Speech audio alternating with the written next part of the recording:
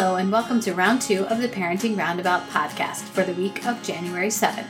I'm Catherine Haleko, and I'm here with Terry Morrow. Say hi, Terry. Hello. Usually on this podcast, we talk about parenting issues, but once a week, Terry and I like to get together to discuss TV, movies, books, and other entertainment topics, because it's nice to talk about something other than parenting for a change.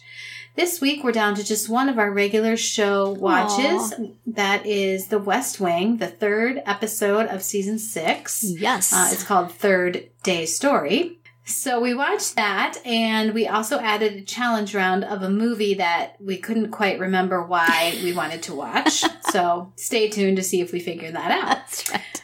But first, we'll go back to that West Wing, because there is a lot to say. In the, last minute and a half. Right. There was an enormous revelation that I've been sitting on since that documentary one where, they mentioned in the Western Weekly podcast that the fake documentary's assertion that she was a full 2-term press secretary was proven wrong within, I think it's less than 10 episodes later. Mm-hmm. But we couldn't quite say why that was. And, so in the very, very, very end of this episode, as Leo is lying in the hospital, having had a heart attack and been laying on the forest floor for, I don't know, a day and a half. How long was it? He was supposed to be lying there? That. Mm-hmm. Yes. He's miraculously still alive and able to tell Bartlett who he thinks should be his replacement, and it is, drum roll please, CJ Cregg. Whoa. A scrappy upstart from the complete surprise and WTF file. Yes. Love CJ. But, okay, where did that come from? You don't actually get the announcement. You just get that, Leo is told this. Leo is croaked out from his bed where he's 3/4 dead. It's a little story about, remember when you asked me to take this job and told me to jump off a cliff, and then you see Bartlett asking CJ to jump off a cliff, and she kind of looks at him like, have you been drinking, sir? Okay. But it's at the end of an episode that has been written specifically to make CJ look like the only adult in the room, and Josh and Toby look like the Keystone Cops, which is unfortunate. Yeah. So, it was a weird episode. And it's like 50, how long is an episode without commercials? 45 minutes? 43 minutes or something. It's like 41 minutes of not much, and then 2 minutes of what? Right. Like 40-some minutes of waiting around at the hospital while Leo, off screen is barely alive. Yes. And Abby has to keep sort of doing her doctor thing.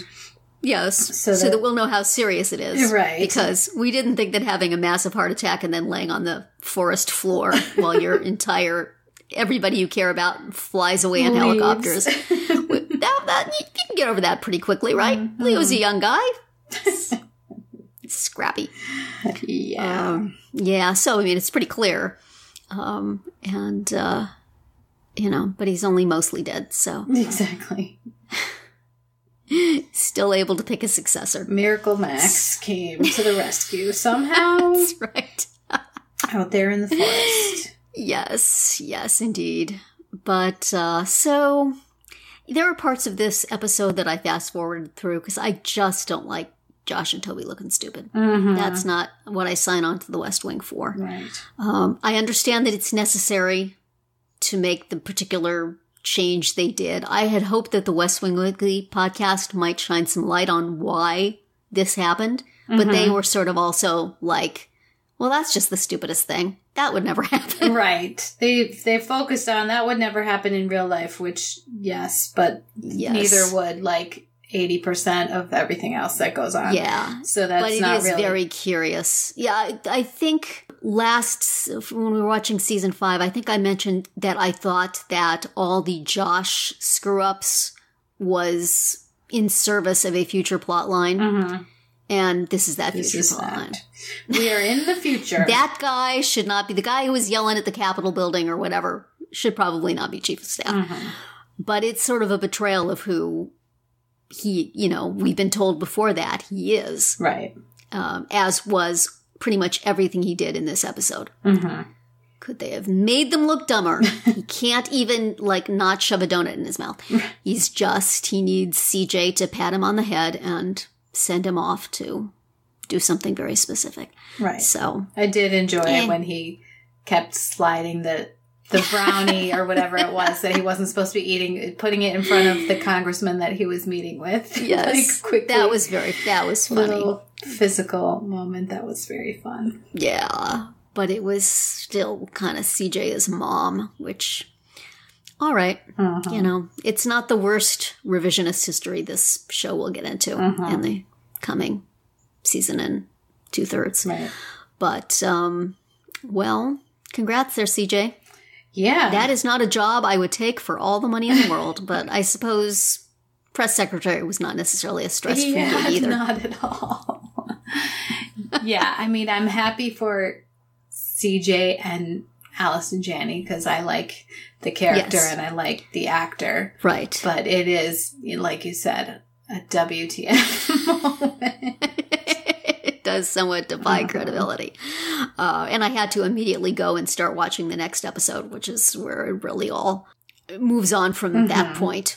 And that's all the fun stuff I'm thinking of happened there. The fact that this was just, not even a full announcement in the last. It's the classic, stay tuned to the very end. Like people routinely turn the TV off when there's 3 minutes left.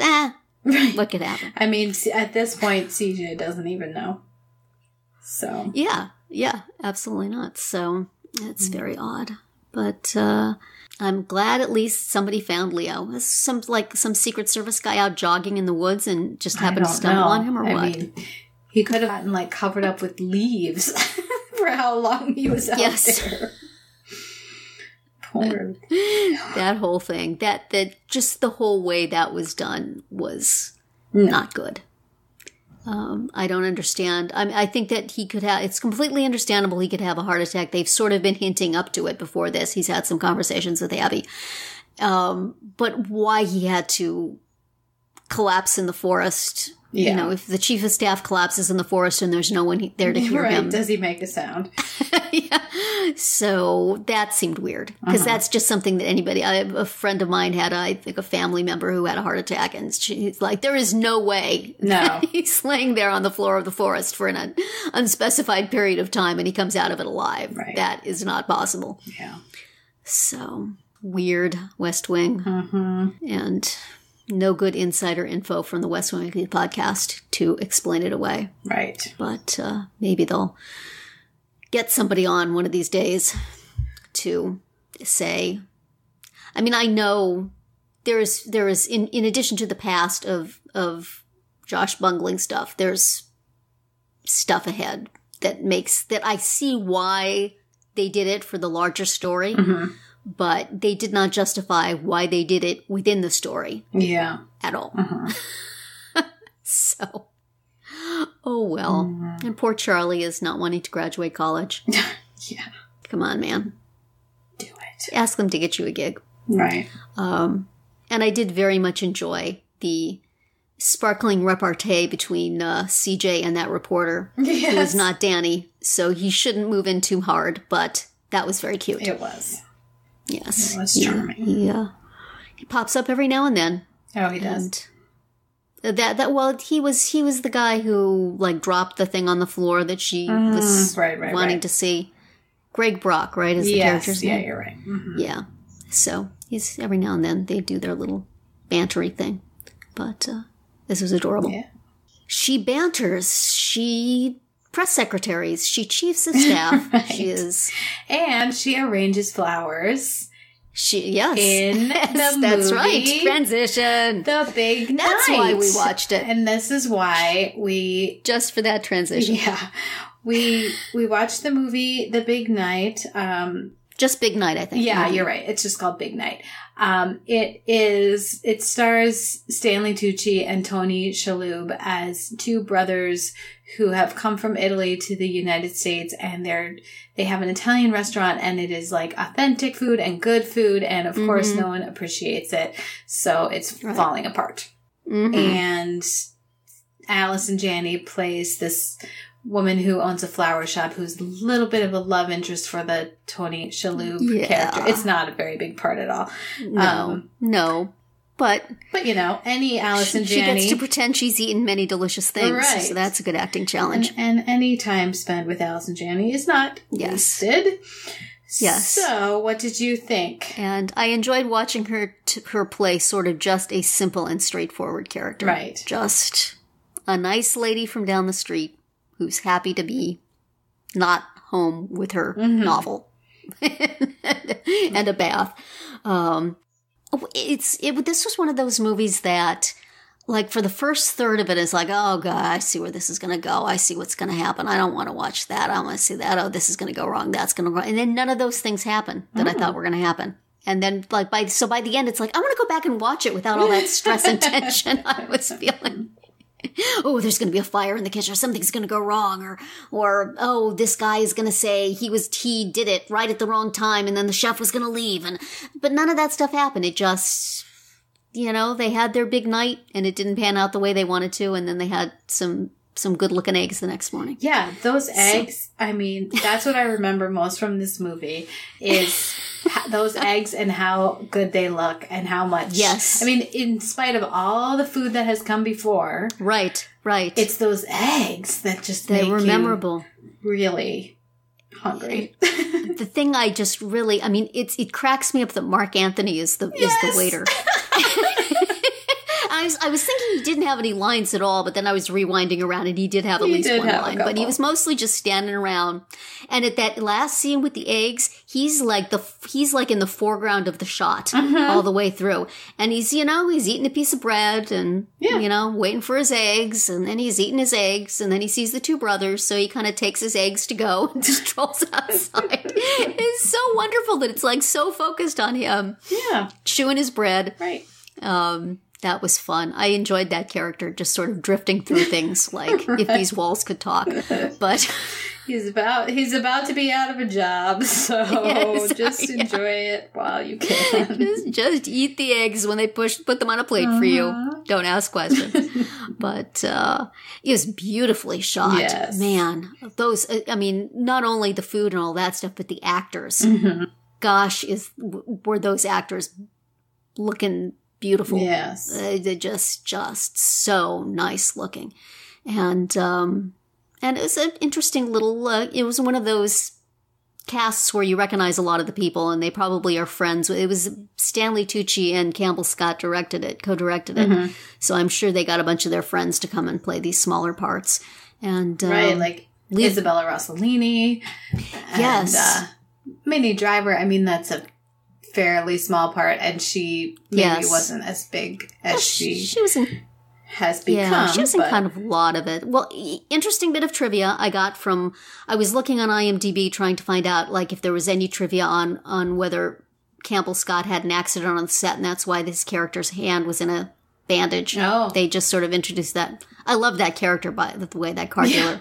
What a self-confident fellow that is. That was like a little portrait of a person in one car ride.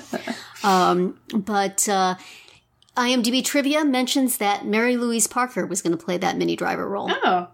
Didn't say why not, but yeah, I could see her playing that. Yeah, I could, for sure. Yeah, totally. So, but Minnie Driver was fine. Yeah. And, and Liev Schreiber was a doorman. I saw his name in the cast list. I said, who the heck is Leo? So I had to fast forward around until I found him. You figured out who he was. He was opening the door of the other restaurant. That's right. So it was very fun seeing a lot of recognizable people and just seeing everybody so beautifully shot and the big 50s cars so beautifully shot. And, it's just a very pretty looking movie. Yes. And, now that I know that none of the things that I thought were the plot didn't go any of the directions I thought it was going to go, I like it a lot better retroactively. So I may watch parts of it again. But it was very, very, very well done. Yeah. Very, not what I thought it was going to be at all. And also not what way. A lot of the summaries say it is. Yeah. Because a lot of the summaries of it say that a critic is coming, which is completely not. And ever I said any part that of too last time when I said that we were going to watch it. I believe I said it was a critic. And in fact, it was not. It was supposed to be Louis Prima. Well, you could have picked that up from any number of sources online, because that seems to be one of the little capsules of it, which is completely wrong. Which is, it was Louis Prima is supposedly going to come, but he was never going to come. It was all a setup by the rival restaurant guy, who is not a pleasant fellow at all. But certainly enacted with relish by Ian Holm, right? I think so, yeah. So it was good. It was fun. I enjoyed it. I'm glad you liked it. The only thing I had with this, which is I think the same problem I had with Lady Bird, is that I was watching it on iTunes on my laptop, and the sound was not loud. I put every volume knob I could up to the top, and I could just sort of barely hear, so I should have put headphones in. Oh, yeah. Fortunately, this one had, like, a lot of subtitles. Yes. And so could you guys speak in Italian I can hear what you're saying? But then you can't multitask as much, so... That's true. That was a problem, because I was multitasking. Yes, it is a trade-off. That fight on the beach was pretty terrific. That must have been fun to choreograph. Mm-hmm. Two guys kind of just flailing around. And so, in the dark. It's such a, brothers thing to do, just... love each other, but are so frustrated, and the only thing they can manage to do is just flail around on the beach and hit each other. Yes. Kind of wrestle while everyone kind of looks on like, what are we supposed to do here? We'll just... That's right. We've had this great party, and this is how it's ending. That was fun. Yes. So, a charming little movie that you should watch after you've eaten a large meal. Absolutely. Or while you're eating a large meal. Yeah, that's true. You could do that too. So, though it's never going to be like that meal, which is probably good, because I would not have been happy to have a pig delivered to my place where I was eating. Yeah. Or that big fish, for that matter. Yes. Some of that food looked like, I'm the lady who wants her spaghetti and meatballs. Can I have meatballs, please? Sometimes the spaghetti wants to be like. Well, for next week, we will have The Good Place back, at least briefly, but we'll be happy to see our friends again. And so we'll talk about that, and also the latest episode, or the next episode in our sequence of The West Wing, which is called Liftoff. Yes. And that's going to be it for Round 2 today. Please subscribe to our Parenting Roundabout podcast so you won't miss any of our episodes. We have something new for you every weekday. As always, you can find recaps, links, and an opportunity to comment on our website at parentingroundabout.com. Bye, Terry. Bye, Catherine. Goodbye, everyone.